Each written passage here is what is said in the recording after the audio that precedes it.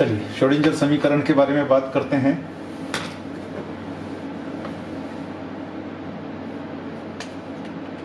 चलिए श्रोडिंगर समीकरण के बारे में बात करते हैं। देखिए, श्रोडिंगर समीकरण का इम्पोर्टेंस क्वांटम मैकेनिक्स में वही है जो क्लासिकल मैकेनिक्स में न्यूटन के सेकंड लॉ का है। और जिस तरह से हम न्यूटन के सेकंड लॉ को डिराइव नहीं कर सकते, ऐसे ही श्रोडिंगर इक्वेशन को भी हम डिराइव नहीं कर सकते। ये एक पोस्टुलेट है, लेकिन फिर भी इसको डिड्यूस करने की हम कोशिश कुछ ट्रायल मेथड से कर सकते हैं। और उसके लिए सबसे सरल एग्जांपल है हमारे पास श्रोडिंगर इक्वेशन को डिड्यूस करने के लिए हम कोशिश करते हैं एक फ्री पार्टिकल के लिए श्रोडिंगर इक्वेशन बनाने की।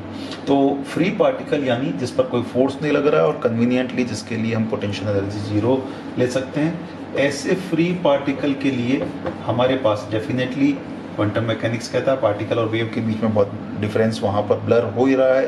हर पार्टिकल के साथ डी ब्रॉगली कह रहे हैं if it is moving then it is associated with a matter wave. तो सरल मैटर वेव के लिए हम ये मानते हैं कि फ्री पार्टिकल ऐसा है जिसकी पोजीशन कंप्लीटली अनसर्टन है और जिसका momentum completely certain precisely determined है। ऐसी स्थिति के अंदर हमारे पास जो इसके साथ एसोसिएटेड मैटर वेव होगी वो मैटर वेव डेफिनेटली एक प्रोग्रेसिव हमारी हार्मोनिक वेव की जैसी होनी चाहिए। हालांकि मैटर वेव में बदलता क्या है, जैसा हमारे पास जब हम तरंग की बात करते हैं तो हमको पता है कि वहाँ पर जो वेरिएशन हो रहा है उसको हमने वेव फंक्शन के साथ जोड़ा है। So what is varying is in a probability wave is a wave function psi X T, and in this case where we have taken the position as completely uncertain and momentum is precisely determined, then the matter wave resembles to a simple harmonic progressive wave, one dimensional simple harmonic progressive wave. Therefore psi xt must be of the form like this, और ये होना चाहिए sign या cos के form में। तो हमारे पास ऐसा वेव फंक्शन हो सकता है इस पर्टिकुलर कंडीशन के लिए, हम ये मान सकते हैं, या इनका कोई लीनियर कॉम्बिनेशन भी हो सकता है। तो प्रश्न उठता है कि हमारी जो तरंग समीकरण होगी जो इसको गवर्न करेगी, जिसके की सॉल्यूशन ही होंगे, वो कैसी होगी, जो श्रोडिंगर इक्वेशन जिसको हम कह रहे हैं। तो कैसी होगी हमें नहीं पता, लेकिन इतना जरूर पता है कि वो कुछ शर्तों को सेटिस्फाई करने वाली होनी चाहिए। कौन कौन सी शर्तें? तो पहला, इट मस्ट बी लीनियर, रेखिक होनी चाहिए। क्यों रेखिक होनी चाहिए? क्योंकि रेखिक इसलिए होनी चाहिए कि हमारे पास ये जो सॉल्यूशन आएंगे, जो वेव फंक्शन जो हमारी श्रोडिंगर इक्वेशन कहलाएगी, उसके जो सॉल्यूशन आएंगे वो सुपर इम्पोजिबल होने चाहिए। क्योंकि हमने इलेक्ट्रॉन इंटरफेरेंस एक्सपेरिमेंट में या वेव पैकेट बनाते समय देखा है कि ये यहाँ पर हमको ये ऑप्शन रखना पड़ेगा कि हमारे जो वेव फंक्शन है they should be super impossible, ताकि हमको एक फाइनल रिजल्ट मिले।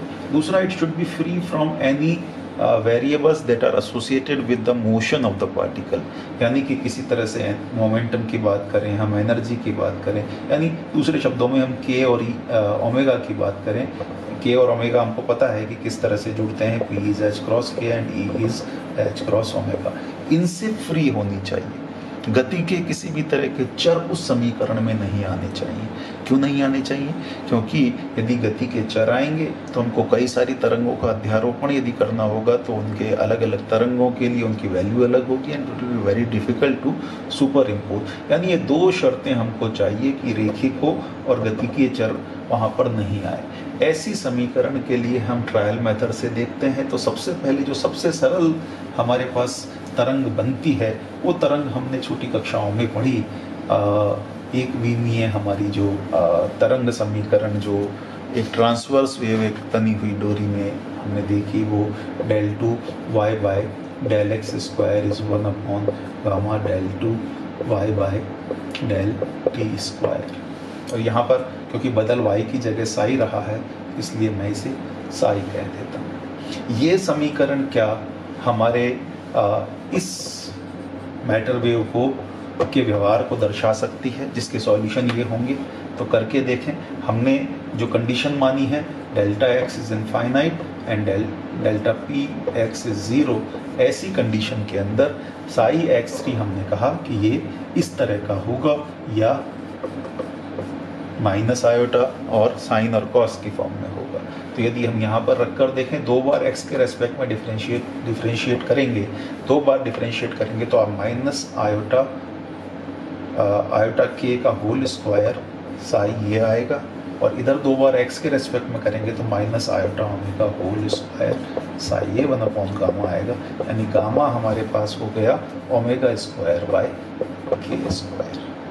लेकिन h क्रॉस स्क्वायर से यदि दोनों को मल्टीप्लाई करें और डिवाइड, दोनों ऊपर और नीचे h क्रॉस स्क्वायर से मल्टीप्लाई करें तो आप देख रहे हैं ये हो गया e square by P X square. और E क्या है? E हमारा, क्योंकि पार्टिकल फ्री है इसलिए उसकी केवल काइनेटिक एनर्जी हमने मानी है, पोटेंशियल एनर्जी को हमने कन्वीनियंटली 0 माना है, और इसलिए E equal to P X square by 2 हम यहाँ पर रखेंगे तो क्या मिल जाएगा हमको? P X square by 4m square. यानी कि ये गामा जो, यदि हम इस तरह की समीकरण को माने कि इसको गवर्न करती है, तो ये जो गामा होगा उसके अंदर पी एक्स आएगा, एंड पी एक्स वेरिएबल है मोशन का, इसलिए ये हमारी उस शर्त को जिसको हम सुपर इम्पोज करने के लिए सोचा था उसको डेफिनेटली वायलेट करता है। इसलिए ये समीकरण तो कतई हमारी अपेक्षित श्रोडिंगर समीकरण नहीं आ सकती। इसलिए श्रोडिंगर ने ये सजेस्ट किया कि चलिए इसकी जगह हम ये कोशिश करके देखते हैं, ये इसकी जगह यदि हम ये समीकरण रख कर देखें 1 gamma del psi by del T, तो क्या होता है? तो रख कर देखें, यहाँ पर हमारे पास क्या आएगा? आयोटा के होल स्क्वायर साई, और यहाँ पर होगा 1 गामा, और ये होगा माइनस आयोटा ओमेगा साई। तो गामा क्या हो गया? गामा इज ओमेगा बाय के, gamma is iota omega by के स्क्वायर। ओके, माइनस और minus, this is minus cancels, iota omega by के स्क्वायर। और यदि हम इसको h स्क्वायर से ऊपर मल्टीप्लाई करें और h स्क्वायर से नीचे, तो ये हो गया मेरा iota h cross P X by, sorry it is e, h cross omega is e by, this is P X square. लेकिन हमको पता है कि हमारे फ्री पार्टिकल के लिए E is px square by 2m, so therefore E by px square is 1 by 2m, so gamma is iota h cross by 2m, and this is it. This is what we wanted, कि हमारा जो gamma हो वो किसी भी तरह के variable से, डायनामिकल वेरिएबल से फ्री हो, so mass is fix for the given particle, h cross is a constant. तो हमारी ये equation desired equation free particle के लिए है, और इसे हम कहते हैं 1 dimensional Schrodinger equation for free particle. यानी कि यदि हम इसमें गामा की वैल्यू रखें इस समीकरण में, तो हमारी ये समीकरण जो बन जाएगी वो 1 डायमेंशनल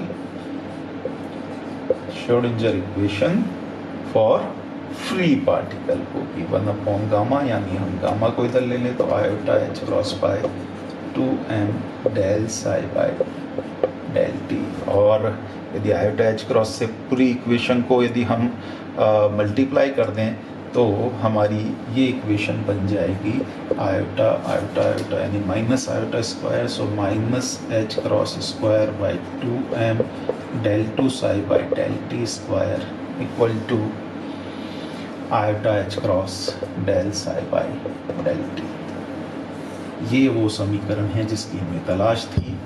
ये एक समीकरण है जो फ्री पार्टिकल के लिए, जो एक विमा में एक विमीय गति कर रहा है, उससे संबंधित जो द्रव्य तरंग है उसको निरूपित करती है ये समीकरण।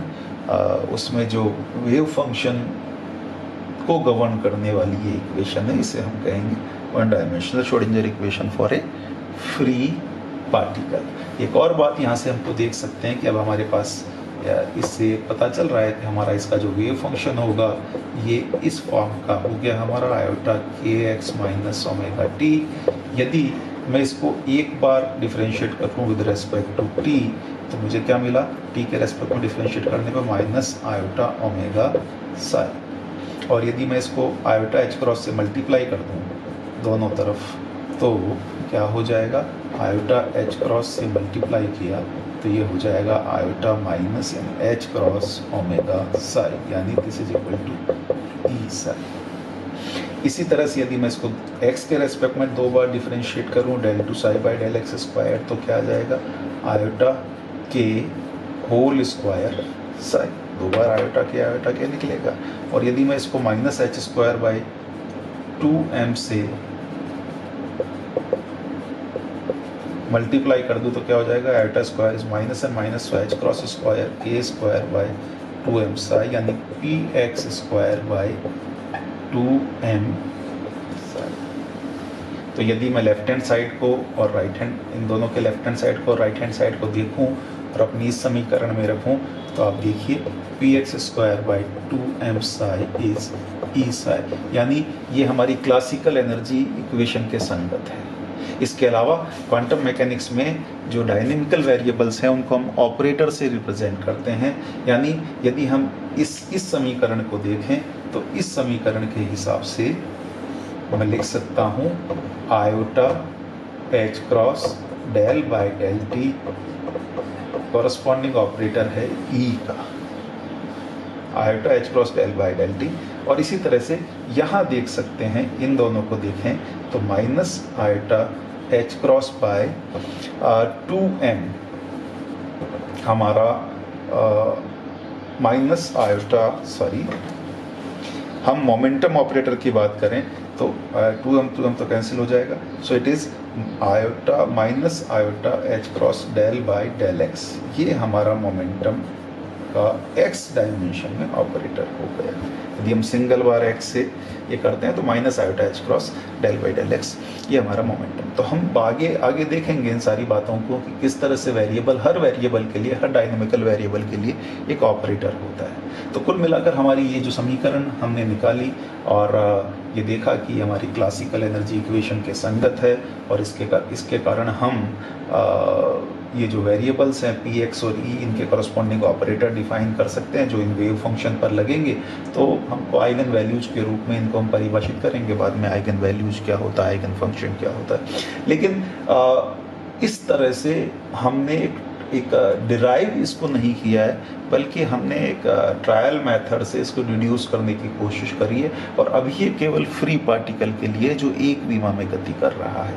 इसके आगे क्योंकि एक सच्चा एक वास्तविक कण जो होगा उस पर निश्चित रूप से कोई न कोई बल लग रहा होगा, तो बल क्षेत्र में गति करने वाले कण के लिए श्रोडिंगर समीकरण कैसी होगी, 3 विमा में कैसी होगी, इन सब चीज़ों को आगे देखेंगे। एक और बात इसके साथ जोड़ने वाली है, वो ये है कि हमने ये सारी इक्वेशन जब शुरू करी है तो ये नॉन रिलेटिविस्टिक हमारा रिलेशन है, यानी श्रोडिंगर इक्वेशन में हमने ये माना है कि पार्टिकल की speed is much less than that of light. तो इसलिए इन बातों को ध्यान में रखते हुए हम आगे बढ़े।